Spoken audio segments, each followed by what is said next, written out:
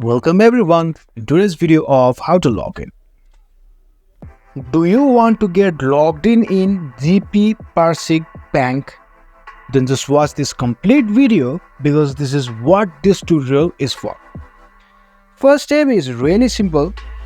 Just open your browser and search for the keywords GP Parsik Bank login and click the enter button. After that, the algorithm will give you many search results over there. Click on this GP Parsik Bank online banking login link. Just click on it. And it is the login form of GP Parsik Sahakari Bank. Here you have to put in the login ID and password. Make sure your ID and password are correct. You have to fill the ID and password of your account.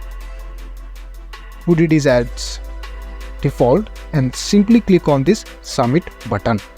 And if all the credentials are correct, you will log in GP Parsik Sahakari Bank Limited.